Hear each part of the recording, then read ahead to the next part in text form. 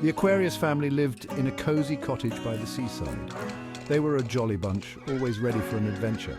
Eros, the father, was a tall man with a bushy beard. He loved nothing more than diving into the waves. Marinarch, the mother, had long flowing hair and could swim like a fish. Their daughter, Distress, was a champion swimmer at her school. Every weekend, the family would pack their swimming gear and head to the beach. They would splash about in the cool water for hours. Eros would teach them new strokes. Marinarch would show off her underwater somersaults. Distress would race her parents from one buoy to another. They were happiest when they were in the water, but there was one member of the family who didn't share their enthusiasm. Vistrek, the youngest son, always sat on the shore. He would build sandcastles or read comics while the others swam. Vistrek was afraid of the water. He didn't like how it felt on his skin. The thought of putting his head underwater made him shudder. The family tried their best to include Vistrek in their water activities. They bought him colorful floats and goggles. They even got him a child-sized wetsuit. But Vistrek always found an excuse not to join them. He would complain of a tummy ache or say he was too tired. The Aquarius family was worried about Vistrek's fear of water. They knew how important it was to learn how to swim.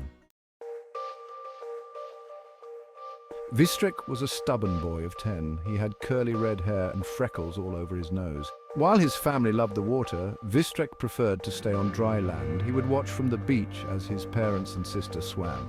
Sometimes he felt left out, but his fear of the water was stronger than his desire to join them.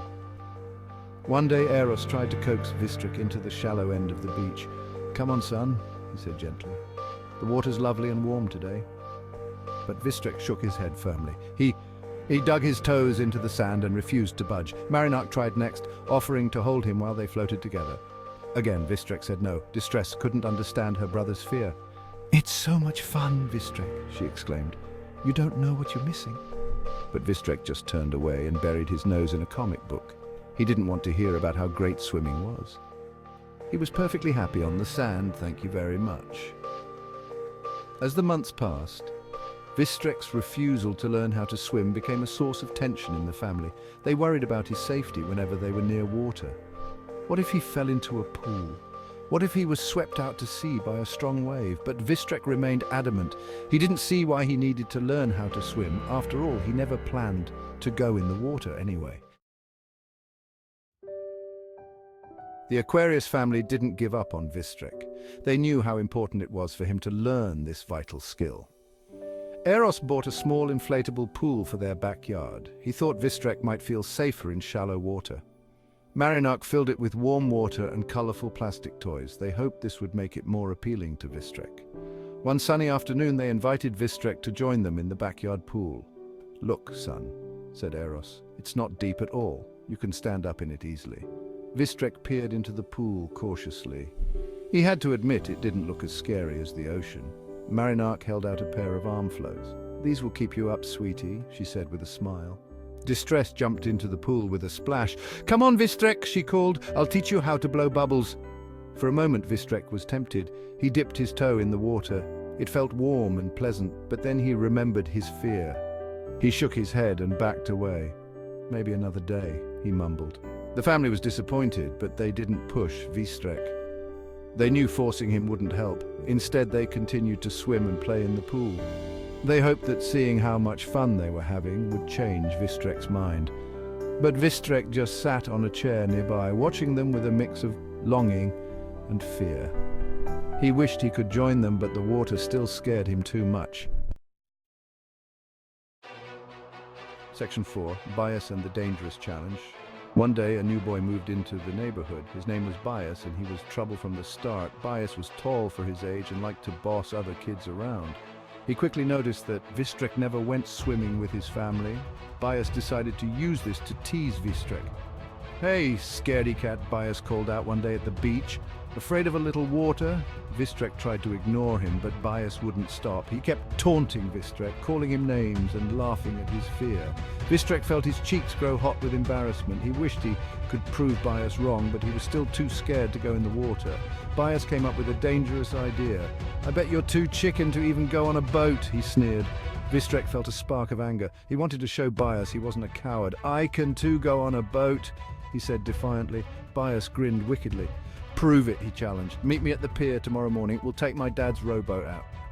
Vistrek knew he shouldn't accept the challenge. His parents had warned him never to go out on the water without an adult. But he was tired of being called a coward. He wanted to show everyone he wasn't afraid. So, against his better judgment, Vistrek agreed to meet Bias the next day. He didn't know that this decision would lead to a terrible accident. The next morning, Vistrek snuck out of the house early. He met Bias at the pier as planned. Bias was already in a small rowboat holding the oars. "Get in, chicken," he taunted. Vistrek hesitated for a moment. The boat looked small and wobbly, but he didn't want to back out now. Slowly he climbed into the boat. Bias started rowing out to sea. At first Vistrek felt proud of himself. He was actually on a boat, but as they got further from shore he began to feel scared. The waves were bigger out here. The boat rocked back and forth. Vistrek gripped the sides tightly. "I want to go back," he said nervously, but Bias just laughed and kept rowing. Suddenly a big wave hit the boat. Vistrek lost his balance and fell overboard. The cold water shocked him. He thrashed about, trying to keep his head above water, but he didn't know how to swim. He could feel himself sinking. Bias, realizing the danger, started to panic. He didn't know how to help Vistrek. Luckily, a nearby fisherman saw what was happening. He quickly steered his boat towards the boys. The fisherman managed to pull Vistrek out of the water just in time. Vistrek coughed and spluttered, shivering with cold and fear.